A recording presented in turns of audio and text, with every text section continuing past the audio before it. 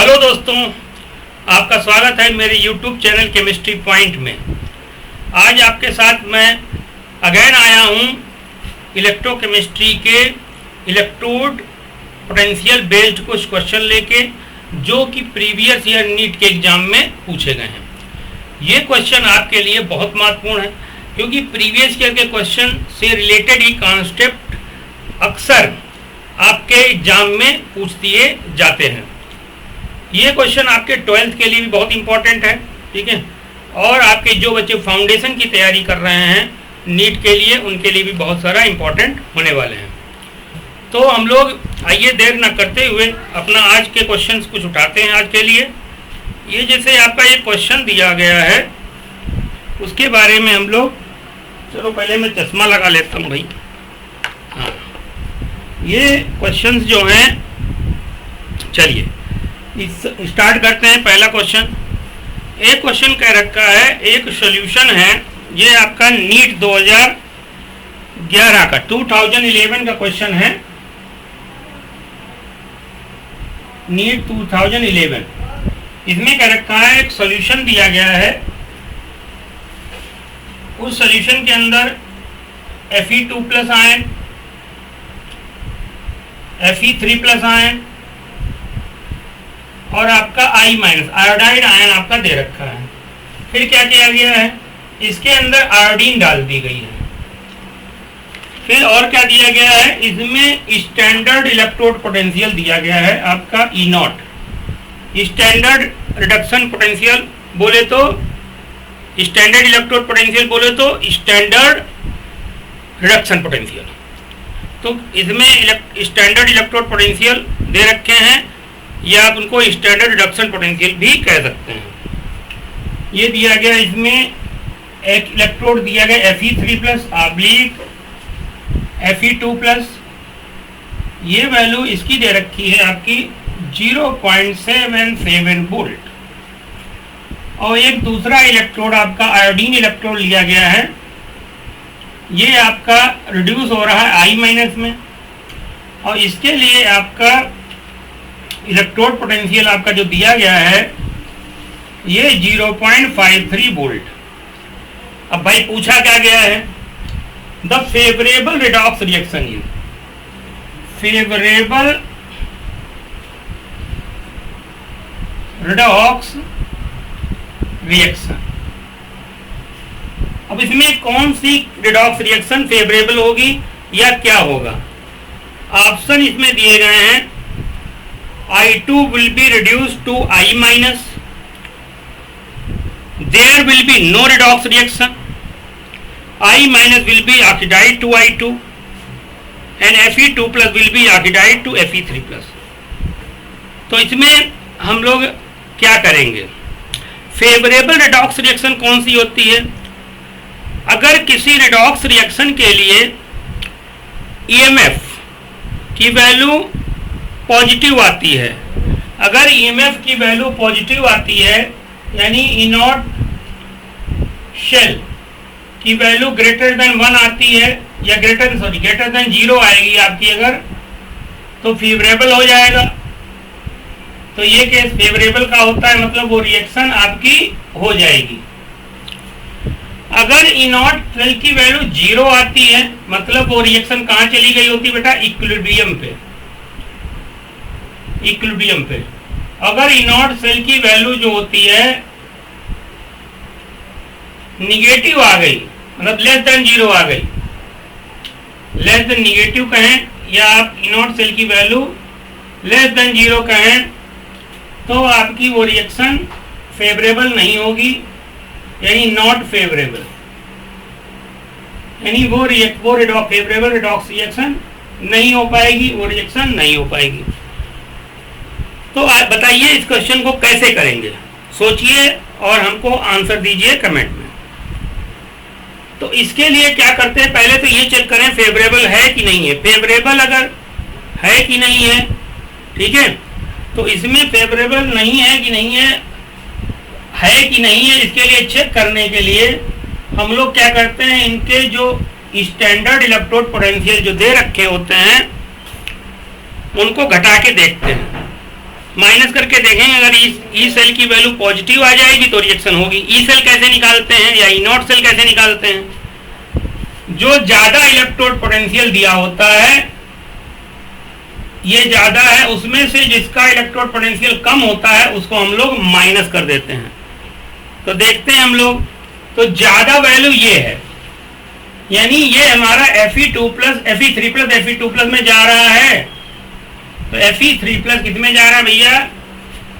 Fe2 plus में जा रहा है, और ये एक इलेक्ट्रॉन लेगा और लेके इसका ई नॉट वैल्यू आ रही है, जो E naught value Fe3 plus oblique Fe2 plus, ये वैल्यू आपकी आ रही है 0.77 वोल्ट। डाटा आपको क्वेश्चन में दिया जाता है। जो आपकी जिसका इलेक्ट्रोड पोटेंशियल कम होता है उसको ज्यादा वाले में से माइनस करते हैं। तो माइनस करने मतलब उसका हम लोग स्टैंडर्ड जो रिडक्शन इलेक्ट्रोड पोटेंशियल है वो रिडक्शन होता है, उसको ऑक्सीडेशन में चेंज करेंगे। यानी यहाँ पे जो वैल्यू कम है उसको हम इसमें से माइनस करके देखेंगे। अगर वैल्यू पॉजिटिव आती है तो पॉजिटिव आएगी तो उसको आंसर हम लोग माइनस करने मतलब ये है इसका नेचर हम चेंज कर लेंगे। यानी यहाँ पे हम लोग I माइनस इसमें गया है I2 में, और ये हमारा अब क्या होगा बेटा, यहाँ इलेक्ट्रॉन निकलेगा और यहाँ इलेक्ट्रॉन, यहाँ से इलेक्ट्रॉन आपका निकल जाएगा। तो ऑक्सीडेशन ये हमारा क्या हो रहा, I2 I माइनस में यार, तो रिडक्शन पोटेंशियल दे रखा है। इसको अगर ऑक्सीडेशन पोटेंशियल में चेंज करेंगे I माइनस ऑब्लिक I2, तो भैया हमने बताया कई वीडियो में कि जितना रिडक्शन पोटेंशियल होता है उतना ही ऑक्सीडेशन पोटेंशियल होता है, पर साइन चेंज हो जाता है। तो इसका ऑक्सीडेशन पोटेंशियल निकालेंगे हम, तो निकल के आएगा माइनस 0.53 वोल्ट। अब इसको आप बैलेंस करो, यहाँ 2I है, 2I माइनस लिख लो, और यहाँ पे दोनों रिएक्शन को बैलेंस करेंगे। यहाँ 2 से मल्टीप्लाई करो, यहाँ 2 से मल्टीप्लाई, यहाँ 2 से।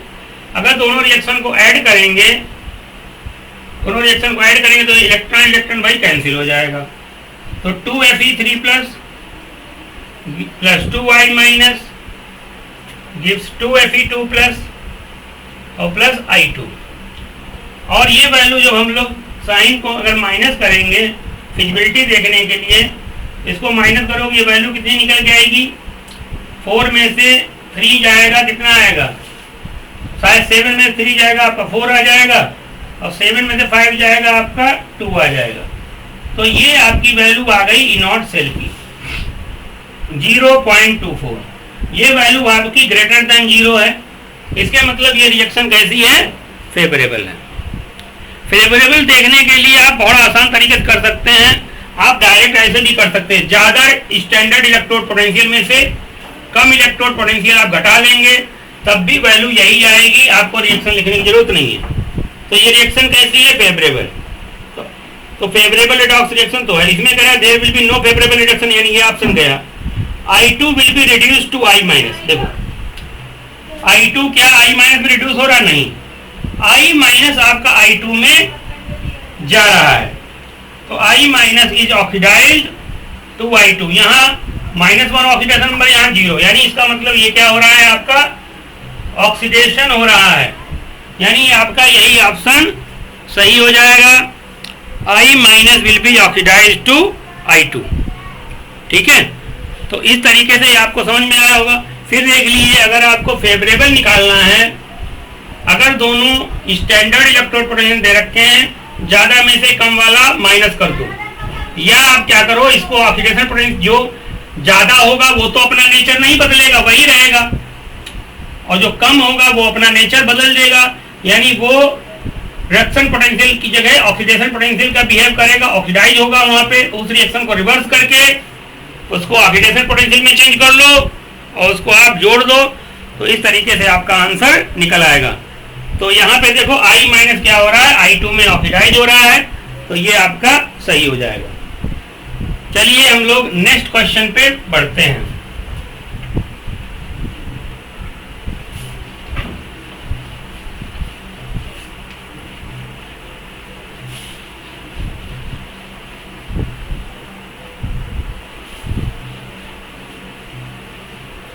नेक्स्ट क्वेश्चन बेटा क्या कह रखा है इसमें? इसमें कह रखा है ईएमएफ। ये बहुत बढ़िया क्वेश्चन है, मेंस में पूछा गया, जब नीट प्री और मेंस होता था तब पूछा गया। इसमें दे रखा है कि ईएमएफ हम लोग कैसे निकालते हैं, कैसे कैसे ईएमएफ निकाल सकते हैं। ईएमएफ का है, या इसको ई नॉट सेल ई सेल भी कह सकते हैं। जब भी कोई दो इलेक्ट्रोड दिए हों, अगर उनका स्टैंडर्ड रिडक्शन पोटेंशियल दे रखा है, तब उनका ईएमएफ कैसे निकालेंगे? अगर दोनों का ऑक्सीडेशन पोटेंशियल दे रखा है, तब कैसे निकालेंगे? अगर एक का ऑक्सीडेशन पोटेंशियल, एक का रिडक्शन पोटेंशियल दिया, तब कैसे निकालेंगे? तो इसी पे बेस्ड क्वेश्चन पूछा गया है। कैसे कर, देखिए मैं एक एग्जांपल लेके आपको समझाता हूं, जो बहुत फेमस एग्जांपल लेंगे, ठीक है? तो इसमें अगर देखिए, जैसे मान लो आप जानते हैं Zn2 प्लस 2 इलेक्ट्रॉन लेके ये Zn में जाएगा, ये क्या हो रहा है? रिडक्शन। तो इसका बेटा रिडक्शन पोटेंशियल ये होता है माइनस का 0.76 वोल्ट। आपको एग्जाम्पल डाटा नहीं याद रखना, मैं समझाने के लिए ले रहा हूं, ठीक है? Cu2 प्लस 2 इलेक्ट्रॉन Cu में जा रहा है, और इसका रिडक्शन पोटेंशियल ये वैल्यू 0.34 वोल्ट है। अब देखो यहाँ पे दोनों स्टैंडर्ड रिडक्शन पोटेंशियल, या इनको कह सकते हैं हम लोग स्टैंडर्ड इलेक्ट्रोड पोटेंशियल, ये वैल्यू दे रखी है। तो ईएमएफ कैसे निकालेंगे? अगर दोनों रिडक्शन पोटेंशियल दिए हैं तो बड़ा आसान तरीका है, ये ट्रिक आप याद रखिए। ईएमएफ कैसे निकालेंगे? ज्यादा रिडक्शन पोटेंशियल में से कम वाला रिडक्शन पोटेंशियल घटा दीजिए। या मैंने पिछले गैल्वेनिक सेल वाले वीडियो में बताया था कि ज्यादा इसका स्टैंडर्ड इलेक्ट्रोड पोटेंशियल होगा, वो कैथोड का काम करेगा, वहां पे रिडक्शन होगा। रिडक्शन मतलब गेन ऑफ इलेक्ट्रॉन, यानी Cu2 प्लस Cu में चेंज हो जाएगा। और जिसका रिडक्शन पोटेंशियल स्टैंडर्ड कम होगा या स्टैंडर्ड इलेक्ट्रोड पोटेंशियल कम होगा, वो एनोड का काम करेगा, यानी वो गल जाएगा। तो इसमें केस में भैया ये एनोड हो जाएगा, ये एनोड हो जाएगा, ये हमारा कैथोड हो जाएगा, अगर दोनों रिडक्शन पोटेंशियल दिए हैं तो इस केस में ईएमएफ कैसे निकालेंगे? दोनों अगर स्टैंडर्ड इलेक्ट्रोड पोटेंशियल दिए हों, यानी ई नॉट सेल या E cell equal to E naught cathode या रिडक्शन पोटेंशियल ऑफ कैथोड, ज्यादा वाला यहां रखेंगे माइनस ई नॉट एनोड, और कौन सा स्टैंडर्ड इलेक्ट्रोड कम वाला यहां रखेंगे। ये एनोड का काम करेगा, ज्यादा में से कम घटा दो तो हमारा ई सेल या ईएमएफ निकल के आ जाएगा। ज्यादा वाला 0.34, कम वाला माइनस का 0.76, आप दोनों को जोड़ेंगे तो 0.34 प्लस 0.76 ऐड करेंगे 1.1 वोल्ट आ जाएगा। यही हमारा डेनियल सेल होता है। तो एक तो ये तरीका, यानी दोनों रिडक्शन पोटेंशियल दिए हों तो आप कैसे निकालेंगे? तो ऐसे निकल गया। अब देखो, अगर मान लो दोनों के दोनों ऑक्सीडेशन पोटेंशियल दे रखे हों, तो ऑक्सीडेशन पोटेंशियल में क्या होगा? दोनों का ऑक्सीडेशन होगा, तो हम रिवर्स चलते हैं। अगर रिवर्स आएंगे तो ई नॉट Zn आपका Zn2 ई नॉट Zn आपका Zn2 प्लस में जा रहा है, और ये वैल्यू ऑक्सीडेशन पोटेंशियल कितना हो जाएगा?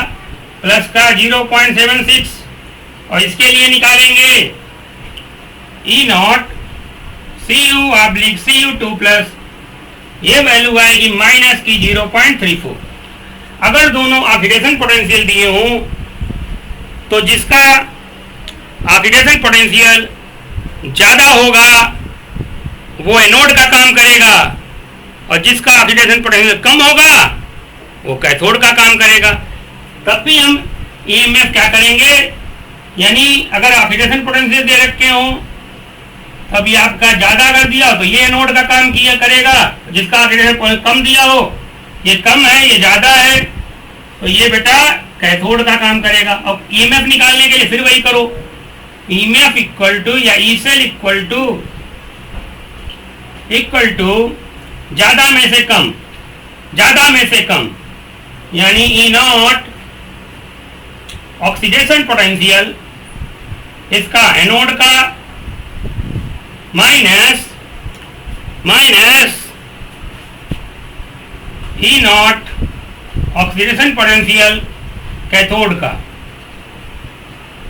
अब इसमें क्या करो, ज्यादा वैल्यू कितनी है 0.76 माइनस 0.34, फिर देखो वही आंसर आ गया प्लस 0.34, फिर वही 1.1 वोल्ट, यानी दोनों डाटा सही हैं, दोनों डाटा सही हैं। इतना आप नोट कर लीजिए। तब भी आपका 1 पॉइंट ये दिख नहीं रहा है, इसको मैं इधर लिख देता हूं, इसको मैं इधर लिखता हूं, ये भी आपका 1.1 वोल्ट निकल के आएगा। तो दो केस हो गए, नोट कर लीजिए, समझ लीजिए, स्क्रीनशॉट ले लीजिए और राम राम कहिए। दूसरा देखिए, अगर मान लो एक ऑक्सीडेशन पोटेंशियल दिया हो और एक रिडक्शन पोटेंशियल दिया हो, एक ऑक्सीडेशन पोटेंशियल और एक रिडक्शन पोटेंशियल दिया हो, तो भैया देखो यहां पे ये रिडक्शन पोटेंशियल दिया है, यहां पे रिडक्शन पोटेंशियल दिया है। अगर मैं एक इलेक्ट्रोड का ऑक्सीडेशन पोटेंशियल लेता हूं Cu2 प्लस 2 इलेक्ट्रॉन, इसका ई नॉट यानी oxidation potential Cu gives Cu2 plus, ये वैल्यू आएगी माइनस की 0.34 वोल्ट। तो एक का हमने ले लिया है, एक का हमने ले लिया है रिडक्शन पोटेंशियल, एक का हमने ले लिया है ऑक्सीडेशन पोटेंशियल। इसको कैसे करेंगे? तो क्या करेंगे, जो वैल्यू ज्यादा होगी, ठीक है, जो वैल्यू ज्यादा होगी, पहले तो क्या करो, इनको दोनों को एक ही में आपको चेंज करना पड़ेगा। या मान लो इसमें क्या करेंगे, जिसका ऑक्सीडेशन पोटेंशियल आपका ज्यादा हो, जो वैल्यू देखो, ये रिडक्शन पोटेंशियल, ये हमारा ऑक्सीडेशन पोटेंशियल दे रखा है और ये हमारा रिडक्शन पोटेंशियल दे रखा है, ठीक है। अब क्या करो, इनको कंपेयर करने के लिए आपको रिएक्शन लिखनी पड़ेगी, रिएक्शन लिखनी पड़ेगी। अगर मान लो Zn2 प्लस का हम ऑक्सीडेशन पोटेंशियल ले लें, ठीक है, Zn2 प्लस का ऑक्सीडेशन पोटेंशियल ले लें, अगर हम इसको उल्टा, अगर मान लो इस तरफ रिएक्शन हो रही है, अगर इस तरफ हम इसको एक को चेंज कर लीजिए, इसको भी ऑक्सीडेशन पोटेंशियल में चेंज कर लीजिए, तो E naught Zn oblique Zn2 plus, ये वैल्यू आएगी प्लस की 0.76 वोल्ट। तो इसमें कुछ नहीं करना है, ये रिडक्शन, ये देखो, ये आपका, ये क्या है हमारा, ये हमारा ऑक्सीडेशन पोटेंशियल, ये भी ऑक्सीडेशन पोटेंशियल, इधर ऑक्सीडेशन, इधर ऑक्सीडेशन पोटेंशियल। तो जो हमारा ज्यादा वैल्यू होगा वो तो एनोड काम करेगा और जो कम वैल्यू होगी वो कैथोड का काम करेगी। तो इसका ईएमएफ निकालने के लिए हम लोग क्या करेंगे, ईएमएफ निकालने के लिए क्या करेंगे भाई, ज्यादा वैल्यू कौन सी है, ये वैल्यू, तो ई ऑक्सीडेशन पोटेंशियल जिसपे जो हो रहा है उसका वो रखना है, ऑक्सीडेशन पोटेंशियल एनोड जिसका ज्यादा है उसको रख लो, ठीक है, प्लस जिसका कम होगा ऑक्सीडेशन पोटेंशियल वो कैथोड का काम करेगा, उस पर रिडक्शन का होगा, plus E not reduction potential cathode. तो इस तरीके से इसका ऑक्सीडेशन पोटेंशियल कितना निकल के आएगा, ये रिडक्शन पोटेंशियल उतना है तो ऑक्सीडेशन पोटेंशियल हो जाएगा 0.76 वोल्ट। ये 0.76 हो गया ऑक्सीडेशन पोटेंशियल, और इसका रिडक्शन पोटेंशियल किसका कितना हो जाएगा, तो एक ऑक्सीडेशन पोटेंशियल हो गया 0.76 जिंक के लिए, प्लस यहाँ तो इसकी वैल्यू कम है, तो कम वाला ऑक्सीडेशन पोटेंशियल का नेचर बदल जाएगा, नेचर बदल जाएगा तो उसका एमएफ भी बदलना पड़ेगा, यानी ये ऑक्सीडेशन पोटेंशियल तो इधर का रिडक्शन पोटेंशियल की वैल्यू रखनी पड़ेगी, यानी Cu2 प्लस Cu ये वैल्यू आ जाएगी प्लस की 0.34 वोल्ट, यानी plus reduction potential of cathode, cathode कौन कॉपर है, इसका रिडक्शन पोटेंशियल कितना है 0.34, तो ये वैल्यू फिर 1.1 वोल्ट निकल के आई होगी। तो आप हमारी बात को अगर ध्यान से सुने तो इसको हम लोग कैसे कर सकते हैं, देखिए अगर दोनों रिडक्शन पोटेंशियल दिए हों तो ज़्यादा में से कम वाला घटा दो, यानी ज़्यादा वाला कैथोड का काम करेगा, कम वाला एनोड का काम करेगा, यानी EMF equal to reduction potential of cathode minus reduction potential of anode. Reduction anode कौन, कम वाला, या E naught right minus E naught left. अगर दोनों ऑक्सीडेशन पोटेंशियल दे रखे हों तो जिसका ऑक्सीडेशन पोटेंशियल ज़्यादा होगा वह एनोड, कम वाला कैथोड, यानी oxidation potential of anode minus oxidation potential of cathode, यानी left E naught left minus E naught right अगर ऑक्सीडेशन पोटेंशियल दिया है। अगर एक ऑक्सीडेशन एक रिडक्शन दिया है तो दोनों को आपको चेंज करना पड़ेगा एक में, अगर दोनों को ऑक्सीडेशन में चेंज कर लिए तो जिस oxidation potential of anode plus plus oxidation potential of anode plus reduction potential of cathode, ठीक है, या तो इस तरीके से आप सॉल्व कर सकते हैं। आशा करता हूं ये क्वेश्चन भी आपको समझ में आया होगा। चलिए हम लोग अपने नेक्स्ट क्वेश्चन पे बढ़ते हैं।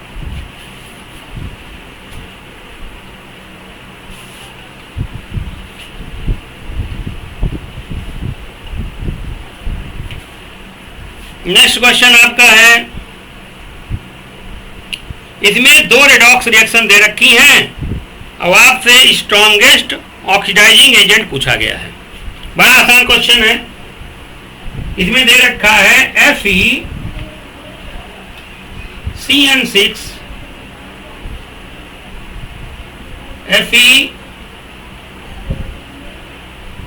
FeCN6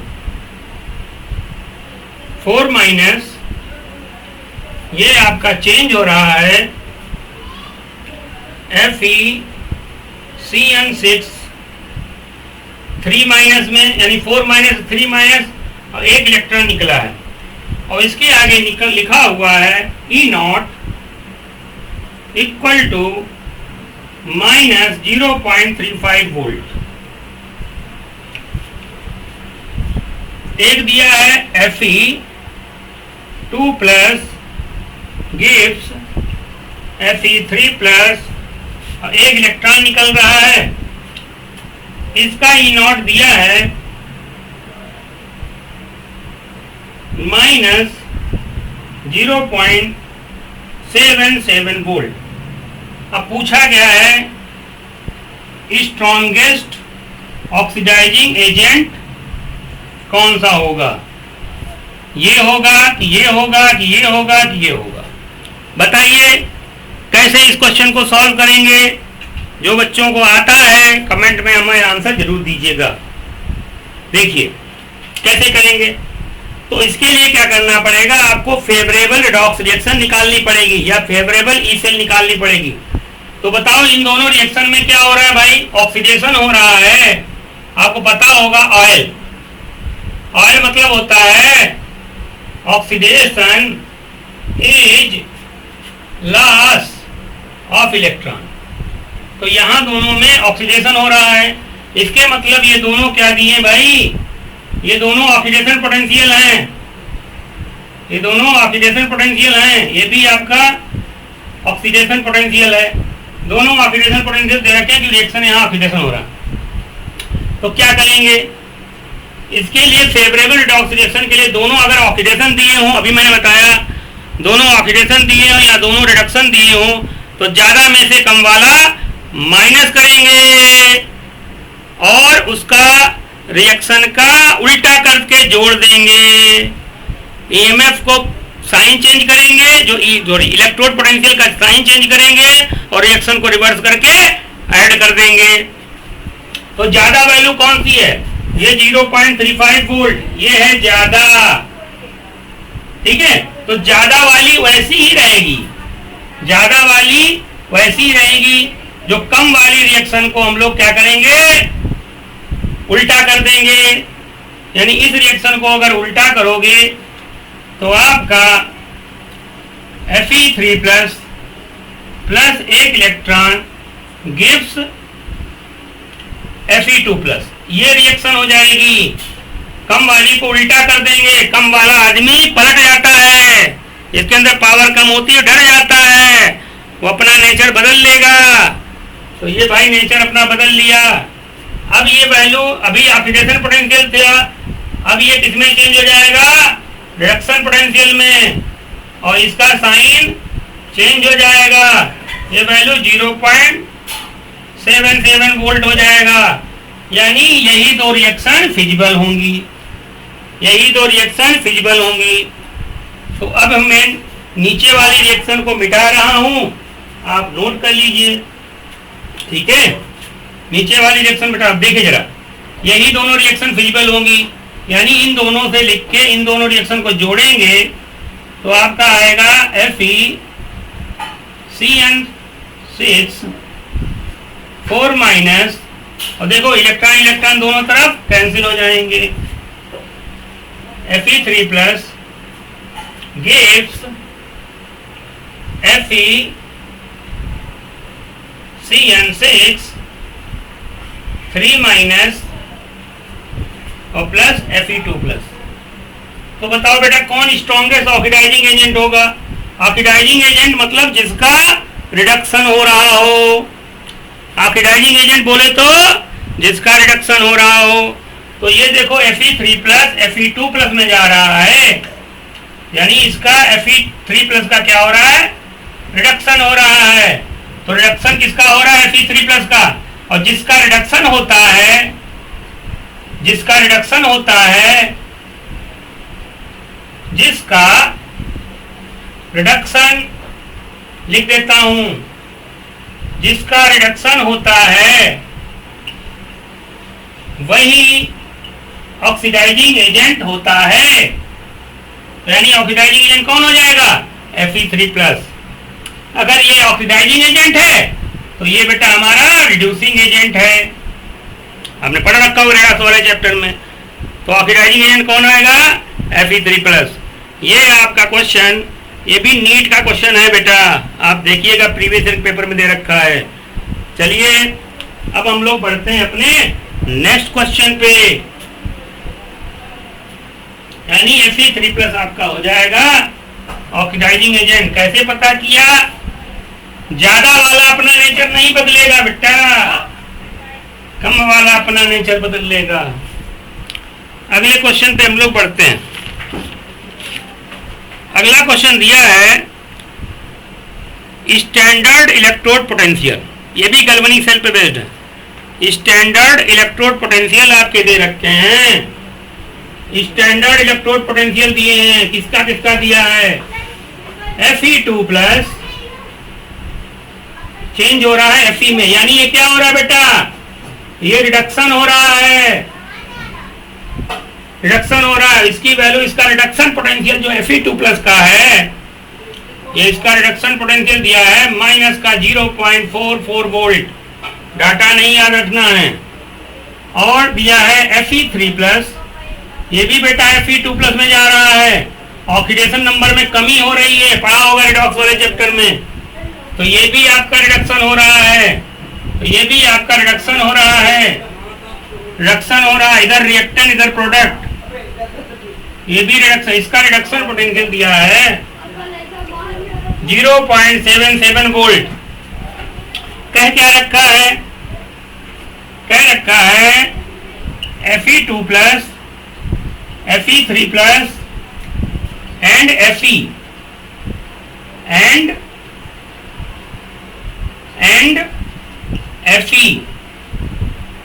Fe2 plus Fe3 plus and Fe blocks are kept together, यानी इन सबको हमने साथ में रख दिया है, इन सबको साथ में रख दिया है, मतलब आपका टुगेदर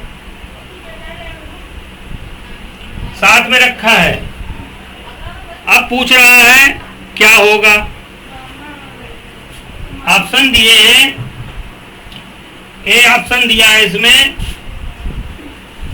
Fe3 प्लस इंक्रीजेस, यानी Fe3 प्लस बढ़ेगा। बी ऑप्शन दिया है Fe3 प्लस डिक्रीजेस, टाइम के साथ Fe3 पर डिक्रीज करेगा। सी ऑप्शन दिया है Fe2 प्लस या Fe3 plus remains unchanged, remains unchanged, और डी ऑप्शन दे रखा है Fe2 प्लस डिक्रीजेस। तो कौन सा आंसर होगा? फिर वही चीज, हम लोग क्या करेंगे, फेवरेबल रिडॉक्स रिएक्शन निकालेंगे, ठीक है।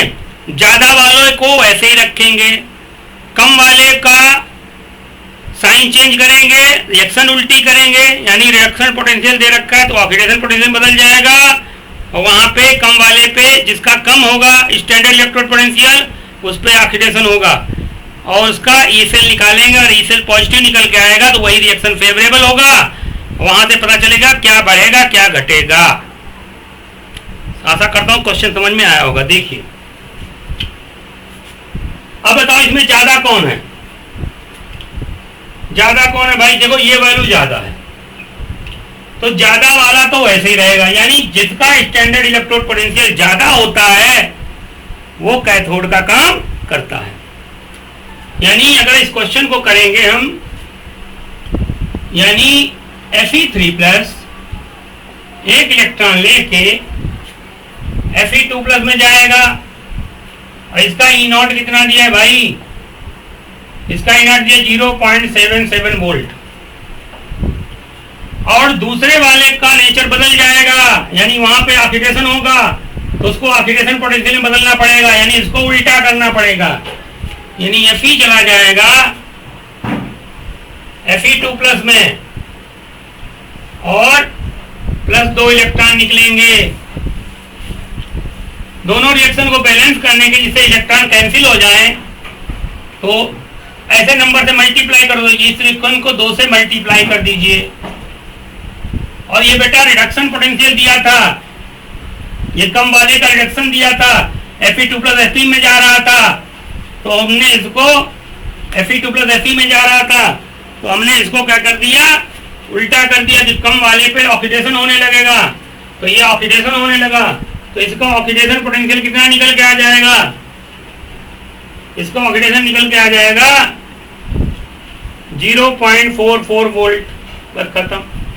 दोनों को जोड़ दीजिए, EMF पॉजिटिव आ जाएगा और यही आपकी रिएक्शन फेवरेबल होगी।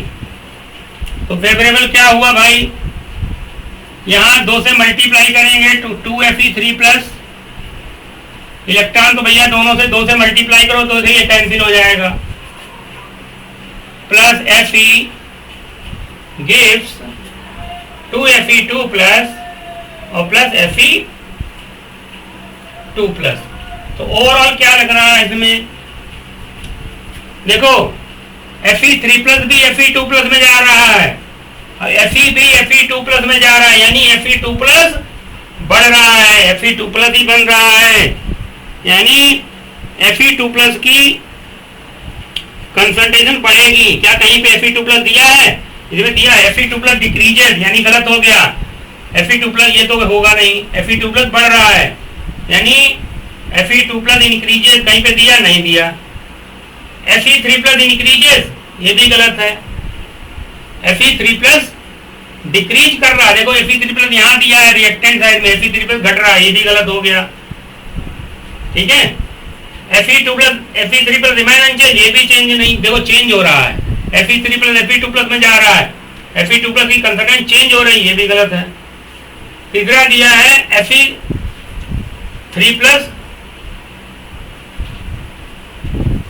Fe3+ डिक्रीजेज, हाँ ये तो सही, सॉरी, Fe3+ इंक्रीजेज। Fe3+ देखो क्या हो रहा है, Fe3+ डिक्रीज कर रहा है, यानी यही ऑप्शन सही होगा और ये ऑप्शन गलत हो जाएगा। इधर जाओ फॉरवर्ड डायरेक्शन में, इधर फॉरवर्ड जाओगे तो Fe3+ डिक्रीज कर रहा है और Fe2+ इंक्रीज कर रहा है, तो आपका करेक्ट ऑप्शन ये वाला हो जाएगा। ठीक है, थैंक्स। देखिए ये क्वेश्चन आशा करता हूँ आपको समझ में आया होगा। चलिए हम लोग बढ़ते हैं अपने नेक्स्ट क्वेश्चन पे। नोट कर लीजिए बेटा, प्रीवियस ईयर के क्वेश्चन आपके लिए बहुत ज्यादा इंपॉर्टेंट हैं।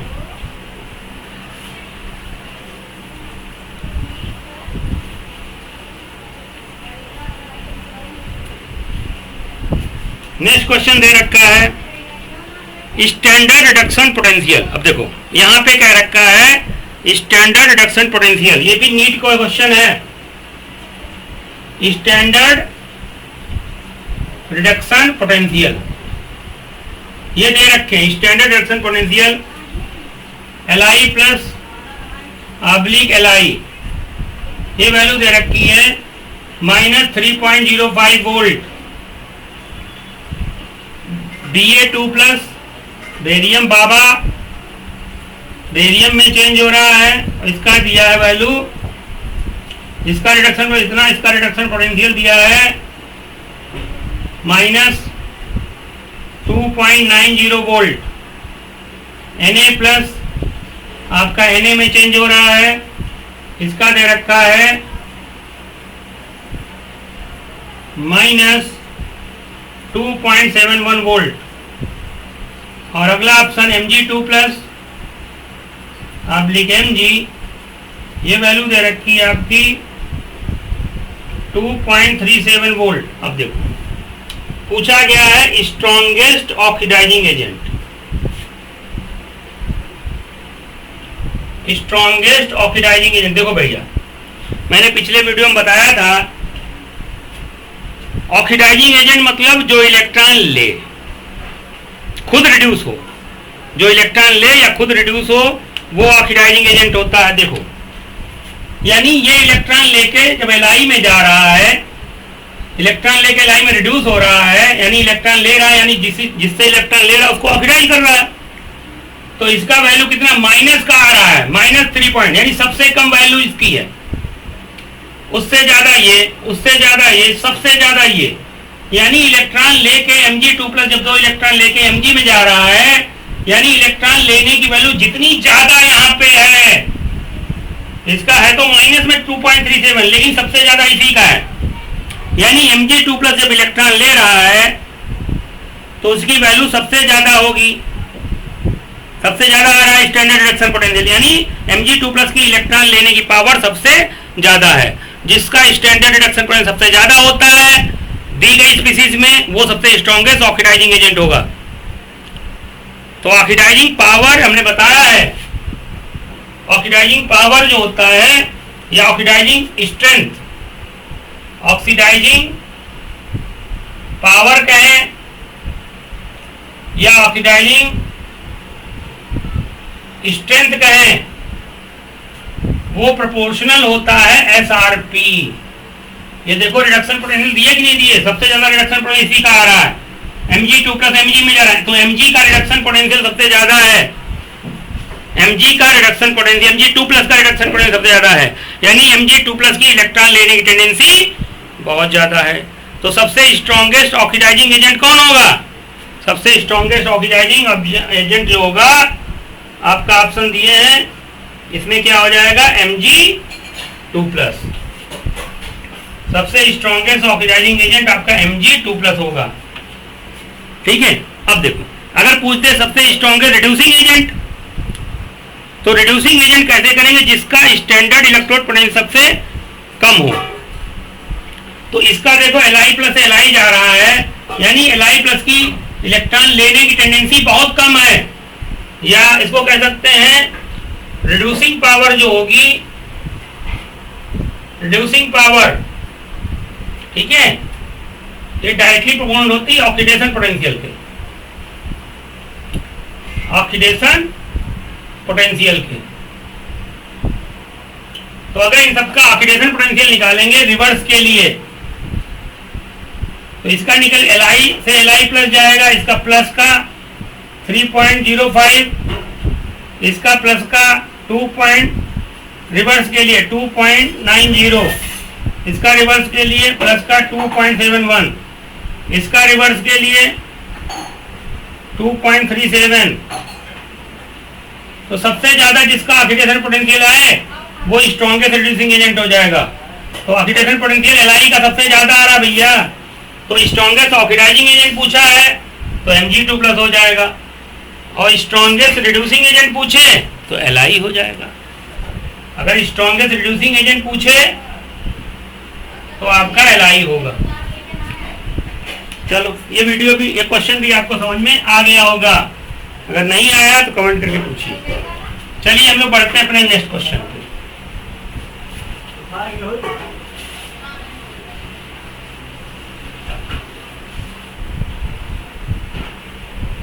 नेक्स्ट क्वेश्चन देखिए, इधर पूछा है a solution of KBr Kabir, a solution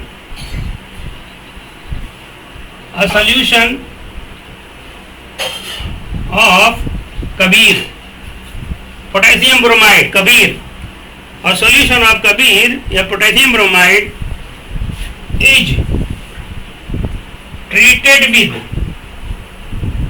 treated with A hydrogen iodide, B sulphur dioxide, C chlorine और D I2। तो उसने पूछा है विच विल लिबरेट ब्रोमीन, इनमें से कौन इससे ब्रोमीन लिबरेट कर देगा पोटेशियम ब्रोमाइड से, कौन पोटेशियम ब्रोमाइड से ब्रोमीन को लिबरेट करा। यानी ये पूछना चाहते हैं ये रिएक्शन कौन करा देगा, 2KBr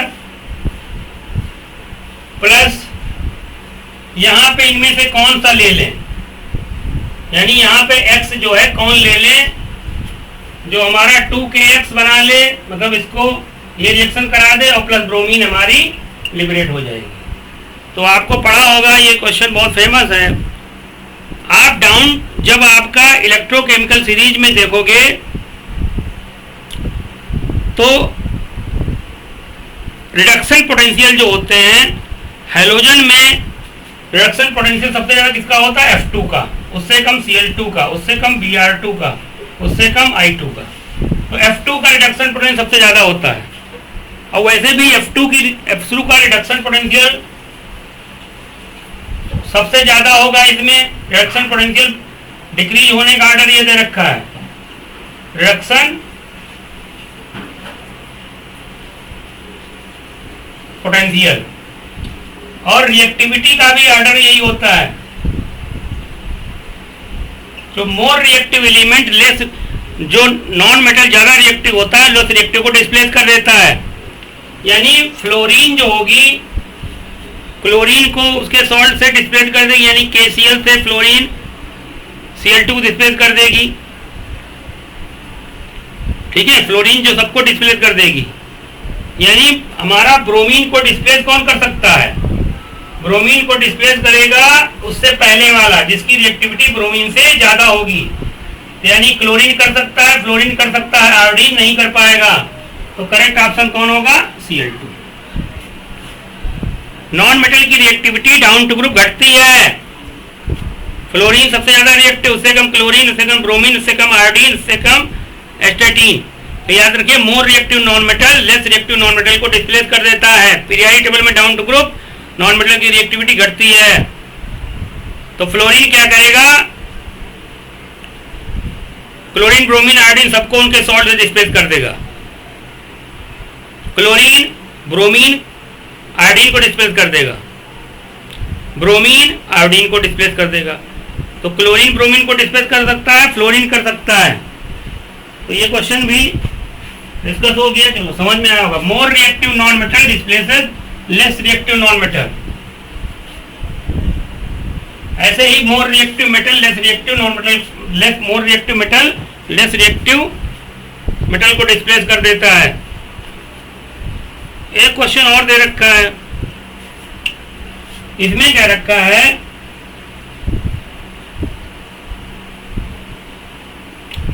N electrochemical cell is set up as, एक इलेक्ट्रोकेमिकल सेल सेटअप किया गया है। थोड़ा बड़ा बड़ा लिखता हूं आपको जिस समझ में आए। Electrochemical cell is set up as, कैसे सेटअप किया गया है, पीटी प्लैटिनम हाइड्रोजन, यहां 1 atm प्रेशर दे रखा है, ये आपका HCl दे रखा है, इसकी कंसंट्रेशन दे रखी 0.1 मोलर, ये सॉल्ट ब्रिज को रिप्रेजेंट कर रहा है, CH3COH यहाँ 0.1 मोलर, और ये आपका H2 में चेंज हो रहा है, और ये PT। अब H2 का प्रेशर भी दिया है 1 atm, आप लिख PT। ये क्वेश्चन दिया, पूछा है the EMF of this cell will not be zero, इस सेल का EMF जीरो क्यों नहीं होगा, EMF of this cell will not be zero because, इसका EMF जीरो क्यों नहीं होगा, बताइए भैया बताइए, लाल पीले बताओ भाई क्वेश्चन, इसका EMF जीरो क्यों नहीं होगा, कैसे करेंगे इस क्वेश्चन को। देखो ऑप्शन क्या इसमें दिए हैं, एसिड्स यूज्ड इन 2 कंपार्टमेंट्स, पहला दिया है ऑप्शन, पहला ऑप्शन भी लिख देता हूं, ए ऑप्शन दिया है acids used in 2 compartments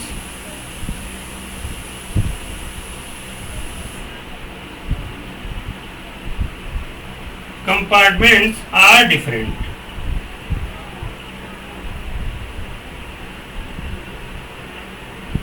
B option दिया है EMF depends on the molarity of acids used, EMF depends on molarities of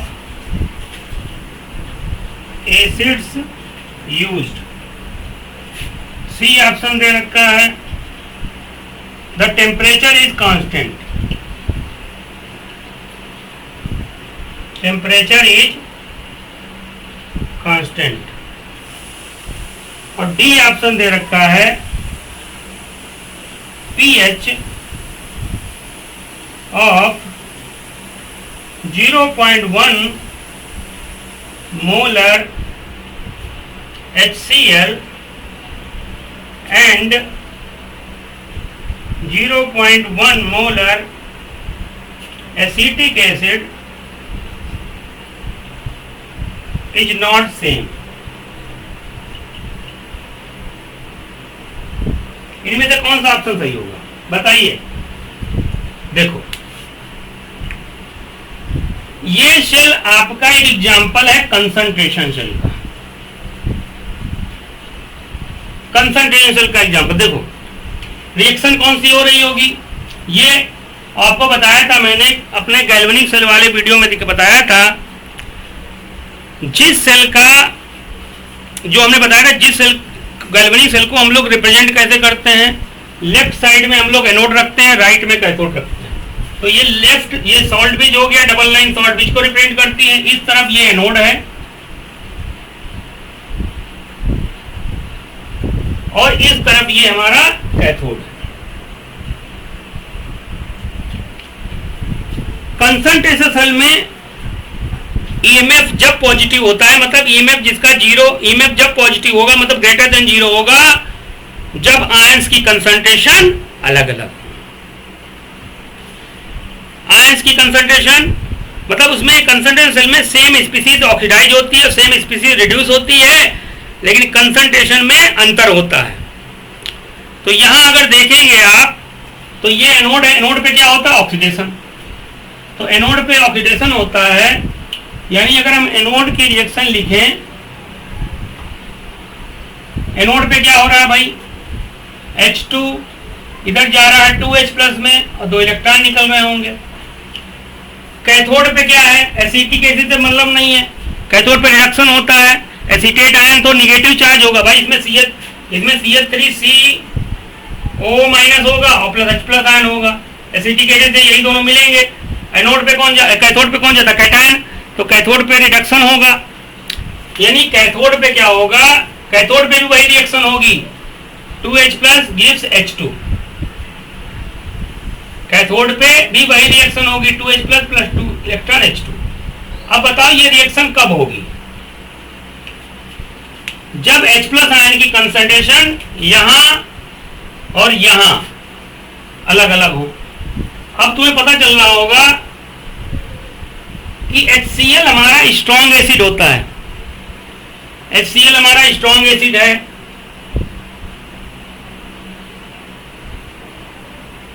तो HCl की कंसंट्रेशन कितनी दे रखी है? 0.1 मोलर, यानी 10⁻⁻1। तो इसका pH निकालेंगे, pH इक्वल टू होता है minus log H plus ion, यानी माइनस लॉग 10⁻⁻1, यानी इसका pH कितना हो जाएगा? 1। यानी यहाँ पे pH अलग है, या कह सकते हो यहाँ पे H प्लस आयन कंसंट्रेशन अलग है। अब यहाँ देख रहे हो एसिटिक एसिड लिया गया है, एसिटिक एसिड हमारा वीक एसिड है भैया, वीक एसिड है, तो ये तो बहुत कम टूटेगा, यानी H प्लस आयन की कंसंट्रेशन कम निकल के आएगी। अगर यहाँ पे हम H प्लस आयन कंसंट्रेशन निकालना चाहें तो आपको पता होगा जब एसिटिक एसिड, ये वीक एसिड है, रिवर्सिबल प्रोसेस होगा, CH3CO माइनस और प्लस H प्लस आयन में टूटेगा जब, तो आपने पता होगा अगर शुरू में कंसंट्रेशन T इक्वल टू 0 पे इसका आपका 0.1 है तो ये तो 0 होगा। अगर कुछ समय बाद अगर टूटेगा आपका, तो हमने बताया था आपका अगर टूटेगा T इक्विलिब्रियम पे, यहां से क्या हो जाएगा आपका भाई? अगर कंसंट्रेशन अगर हम 1 1 मान के करें, यहाँ 1 है तो 0 0 हो जाएगा। अगर 1 में से अल्फा टूट रहा है तो ये अल्फा बनेगा, अल्फा बनेगा। अगर कंसंट्रेशन 0.1 है तो 0.1, ये भी 0.1, यहाँ पे 0.1। तो हमने बताया था जो अल्फा जो होता है यहाँ पे निकालेंगे, अगर इसका इक्विलिब्रियम कांस्टेंट निकालेंगे तो K इक्वल टू आएगा, याद करो 0.1 अल्फा इंटू 0.1 अल्फा, और ये हो जाएगा 1 माइनस अल्फा दिया है, 1 माइनस अल्फा की वैल्यू नियरली 1 हो जाएगी, अल्फा की वैल्यू 1, यहाँ नीचे आएगा 0.1, तो 0.1 कैंसिल हो जाएगा, यानी 0.1 अल्फा स्क्वायर। और याद रखना अल्फा की वैल्यू जो वीक एसिड होते हैं, वीक एसिड के लिए अल्फा की वैल्यू 1 से बहुत कम होती है, तो यानी अल्फा अगर निकालना चाहें अल्फा की वैल्यू बहुत कम होती है, यानी वीक एसिड के लिए H प्लस आयन की कंसंट्रेशन अगर निकालोगे, या सॉरी आप यहां से ले सकते हो यार, H प्लस आयन कंसंट्रेशन यही तो है, H प्लस आयन की कंसंट्रेशन आप यहां से देख सकते हो। Sorry H plus ion concentration कितनी है? H plus ion concentration 0.1 alpha. अब जानते हो वीक एसिड के लिए अल्फा की value, H plus ion concentration यहाँ से कितनी निकल के आ रही है? 0.1 अल्फा, यानी H plus ion equal to आ रहा है 0.1 अल्फा, और अल्फा की वैल्यू बहुत कम होगी, 1 से बहुत कम होती है। तो बताओ H प्लस, मान लो अल्फा की वैल्यू हम कोई ले लें, अल्फा की वैल्यू मान लो 0.1 है, अल्फा की वैल्यू 0.1 है, तो हम 0.1 रख दें, अगर मान लो 0.1 इंटू 0.1 तो आपका 0.01 यानी 10⁻², यानी H प्लस आयन टेट्रो माइनस 2 हो जाएगा। तो pH निकालेंगे, pH equal to minus log H plus ion, यानी minus log H plus ion 10 to power minus 2 हो जाएगा। यानी pH इसका कितना है, 2 निकल के आ जाएगा। यानी रैंडमली अल्फा की वैल्यू ले रखी है। इसको जानते हो एसिटिक एसिड वीक एसिड है। वीक एसिड के लिए अल्फा की वैल्यू कम होती है 1 से। तो बताओ H प्लस आयन की कंसंट्रेशन भी तो कम हो जाएगी। H प्लस आयन कंसंट्रेशन निकल के आएगी तो pH ज्यादा निकल के आएगा। तो आंसर क्या हो जाएगा करेक्ट। पहला ऑप्शन दिया है acids used in two compartment different. ठीक है, एसिड तो डिफरेंट है, लेकिन एसिड डिफरेंट लेने से कोई फर्क थोड़ी पड़ता भाई। हमको H प्लस आयन कंसंट्रेशन मतलब है। अब यहाँ पे H2SO4 ले लेते हैं, यहाँ पे HCl लेते हैं, उससे कोई फर्क नहीं पड़ता।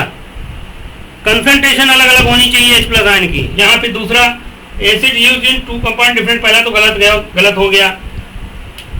दूसरा EMF depends on molarity of acid, इस पे भी गलत है। EMF मोलैरिटी पे नहीं डिपेंड करता है, EMF आयंस की कंसंट्रेशन पे डिपेंड करता है भाई। एनोडिक कंपार्टमेंट में अंदर आयंस की कंसंट्रेशन क्या है और कैथोडिक कंपार्टमेंट आयन की कंसंट्रेशन उस पर डिपेंड करता है। सी टेम्परेचर इज कांस्टेंट, टेम्परेचर तो कांस्टेंट रहेगा, टेम्परेचर कांस्टेंट होने से कोई मतलब नहीं है इसका। दूसरा है pH, pH of 0.1 mole HCl and 0.1 mole acetic acid will be different. ये सही है, या तो pH कह रखा होता या H प्लस आयन की कंसंट्रेशन कह रखा होता। अगर pH या तो pH का है या H प्लस आयन की कंसंट्रेशन का है। तो इस तरीके से मैं आज के लेक्चर को अब विराम देना चाहूँगा। अगर कहीं गलती हुई है तो माफ़ी देना भाई साहब। और इस वीडियो को देखें, लाइक करें, सब्सक्राइब करें, वीडियो को शेयर करें। ठीक है, अपने दोस्तों को कहें हमारे साथ जुड़ें। ठीक है, आपका बहुत बहुत आभार रहेगा। ठीक है, और मेरा आशीर्वाद है आप लोग जल्दी से सेलेक्ट हो, नीट में डॉक्टर बने। ठीक है, थैंक्स फॉर वॉचिंग।